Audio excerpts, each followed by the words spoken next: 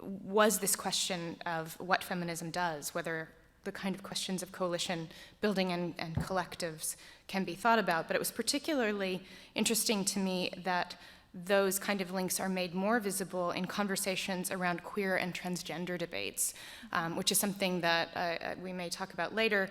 And interestingly, though I think there was a kind of expansive notion around heterosexuality on the panel, it kind of persisted as a paradigm that gets disrupted but still maintains itself.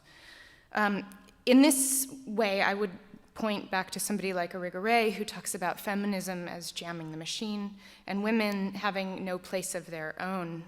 Anna pointed to this question about place for, or space for the woman. She says that, in point of fact, what's interesting about theoretical discourse and its writing, where it is written, is that women are reduced to space in which a man takes up physical and psychical occupation. And I wondered, particularly with your paper, how you might think about the preoccupation with the man even in his displacement. There is, I think, a reluctance, not on this panel necessarily, but just in general, to speculate on what feminist representation would look like because of a weariness of a return to essentialism.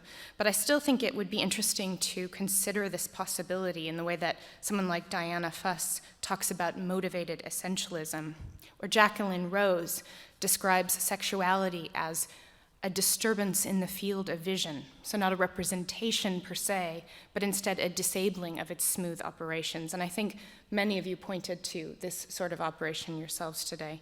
So what is recognized as feminism may not always operate as such, or at least it may not look like feminism, and that new ways of reimagining the context and purview are always necessary. So in this way, of course, we usher in what could, unfortunately, be a total untangling of feminism, and it's impossible in that way to give it a kind of identity of its own. So I worry about going too far down that track and attributing a total lack of definition, a relativism, to how we think about feminism. On the other hand, if feminism is speculative, urgent dialogue in which class, race, education, and other kinds of ideas are brought in, we have to allow it to have a certain porosity. And finally, before I give you a couple of questions yourselves, I just want to think about how desire, as complicated, ambivalent, and potentially critical, may be something to think about as well, even in terms of papers that have the look, or at least the feel, of taking on what would seem to be lots of ideas of lack and loss. Again, this new conservatism in which I think we reside requires how we rethink the enactment of power, how it's produced, what it looks like, what Gramsci called a production of consent in certain kinds of work. And to get to something that I think Zeta was hinting at here, how pedagogy is such an important part of feminism. It's a handing off of ideas and a questioning if we want a feminist canon or if feminism is the disrupting of the logic of canons altogether.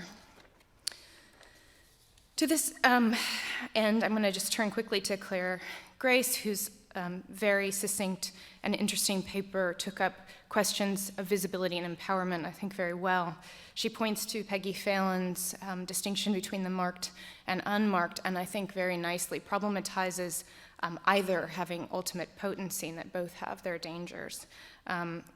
In this way, I thought, too, of Saidiya Hartman's refusal of visibility in her scenes of subjection, which, of course, I'm also thinking about Zeta here as well. But what is the politics of invisibility? This is just a kind of question. How do we think, and I think you began to ask this question, if we understand it as reiterating a kind of invisibility that's already there, how do we give it a kind of visibility counterintuitively? You pointed out that, interestingly, we live in a moment where myths of mastery, at least visual mastery, are at an extremely high level, even if for many of us deconstructive practices would seem to have done away with all of this. And so I'm wondering if the fragmented, never complete view that mimics surveillance taken up by Ackerman Does it reveal these operations or simply reflect them? Again, something that you started to talk about. And an important element that you mentioned, Clara, how does this affect art spectatorial operations differently, or how do they actually operate within the gallery differently than they might in another context? In addition, how might we think about Ackerman's insistence on her own place within this kind of field via unstable narrative? If you posit, as you do, that fiction itself can take on a kind of subversive operation, could you talk about how invisible protagonists as filmmakers or art makers, as a kind of feminist refusal, the gaze with no point of view, no comprehensibility, can still put forward a kind of tacit political thematization? I'm also, in terms of Patricia's paper, happy to see a complication of the pleasure and repression paradigm, one that we've, of course, thought about over the years a lot, but of course insisting on explicit representation historically must be made, I think, very complicated in terms of how it operated before and how it operates now. Indeed, even the assumption that all women share the common trait of a certain type of genitalia should be questioned, I think. Masturbation also is characterized as a very heteronormative thing, at least as it is put forward here, one in which pleasure-seeking and expansive production is put against a kind of ungenerous one that is, in terms of a kind of biological paradigm, conservative and heterosexual. Some have argued similarly in regard to homosexual sex. There's a kind of ungenerosity. I wanted to point to the Bad Girls exhibition from the early mid-1990s in terms of Emin, just to ask you if using the kind of recognizable and thus neutered modes of subversion, as she does, doesn't in fact allow us not to think difference, but instead to access the very power structures by which she is trying to escape being repressed. She brings up, I think, in her work many points about the repressive structures, but also if one, and this is my big question for you and for Emin, if we think about Emin as a feminist, since she says she is one, and we don't like her very much, how do we think about our own position in terms of feminism? And again, there may be many people here who love her, but I know that there's a way in which there are kind of self-proclamations around feminism that may, in fact, make a kind of ambivalence within an audience, and that's a question for you. With Anna's paper, I really responded quite a lot to this idea of the parasitical, and I thought it was quite interesting. I'm almost done. I know that we have to hurry it along. The parasitical in relationship to patriarchy, but I kind of wondered along those lines if the parasitical is already patriarchal. So if we could talk about that a little bit. Why must this, I think, kind of interestingly queer model that you put forward rely on heterosexual operations and a kind of romantic rejection in the way that it does? Isn't there more in your case studies than just a rejection of the white heterosexual man, but more of a kind of rejection of the system, which I think you're pointing to? Even ressentiment in terms of kind of a Nietzschean philosophy has a certain heterosexuality to it as well. Here you point, interestingly, I think, to self-abasement and Wendy Brown's idea of the wounded attachment. Again, all of these kind of issues of loss and sort of sadness and ripping open.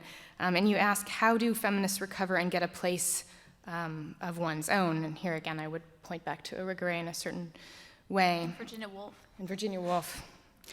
Here, I would ask about the fantasy of liberation that you're pointing us towards, but wondering if it's so liberatory after all. My question would be, if we agree that there must be some logic of feminism to other elements and objects, etc., is this the only relationship that can be imagined, even if it is reimagined as you do? In other words, the parasitical, even when you turn it so precisely, and again, I like it, but I think even if you push the parasitical to the extreme and the parasite overcomes its host, the host dies. So I was curious about something that I'm interested in myself, getting further inside the system while this is going to sound super New Agey, but like healing it. So a notion of homeopathy, for instance. Right, because the wound has to stay intact for that, yeah. Yeah, so I'm just curious if you could talk about I'm going to say words like positive now, and I don't quite mean that. Moving on to Zada, this question of writing as ostensibly disembodied, I think, is very important. You suggest that there's a way to perhaps re-embody, or perhaps even more interestingly, suggest that writing's always embodied. And of course, this has been a purview of feminist theory for a very long time, the idea that writing is itself an embodied practice. I think it's particularly interesting in terms of an intersection between race and feminism, because there's a sort of double indemnity at stake in this question. Your focus on the fear underlying your considerations of representation are interesting. When I first read the paper, I wasn't sure where you were going. With it, I thought it was sort of an interesting confession. But in fact, the anxiety around visibility that you confess to also seems to be a kind of methodology, that there's a way in which you're saying that a kind of historicity around representation informs your current looking, which is interesting. And again, to go back to someone like Saidiya Hartman, who refuses to show images for fear that it will repeat. It will not remind people, it will simply repeat the violence instead of asking for an analysis. But this anxiety is not only, I would ask you to respond to this, the anxiety is not only a space of fear, but also an awareness of history and a place where pedagogical and discursive stakes get played out, as you yourself seem aware. Audre Lorde's "Your silence will not protect you" is particularly resonant in terms of your withholding the Bartman image, but she also goes on to say in another context, and I think this is interesting, that silence is lying. It isn't just withholding, it's actually a form of lying. And in particular, in terms of feminists, she says that it's a way of withholding a kind of kinship or alliance, which I find interesting in this regard. And I wondered if you could talk about your anxiety about your students' mixed reactions to McLean Thomas's work. It seemed to me that that's what exactly you would want, in a sense, rather than having them all be such good students that they came up with exactly the same reaction to images that are themselves asking to be problematized in the way that you ultimately do. So I guess my big question for you would be, how do you maintain an anxious pedagogy and still have a little bit of pleasure too? So those are my questions for you guys, and I know we're past time, but we started a bit late and things ran over. So I'm just gonna hope that folks from the audience and folks on the panel will wanna have a brief conversation, if that's helpful. So thank you all for having me and listening to me too.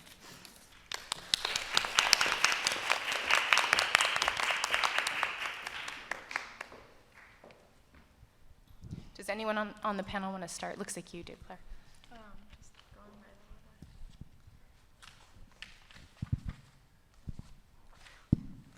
Thanks for those really great, provocative questions. Can you guys hear me? I can't tell if this is on. Okay. The question of invisibility is one that is coming back to me, and it's clearly something that's been in the history of art since, I don't know, since at least the beginning of the 20th century. And in some cases, it has, in the most sort of memorable and historically significant cases, Duchamp and Rodchenko, it eventuates their withdrawal from the art world and from the practice of creating objects. And I'm kind of at this place now, actually, in my thinking where I'm not seeing a through line, as you put it in the beginning. I'm not seeing a way out necessarily. And that goes for feminism, and it goes for the production of objects in general. And I think that's why I found this particular piece by Ackerman so compelling. And I'm hoping that I find a way out at some point. But I think that it is a really interesting thread that ran through most of these presentations and through a lot of the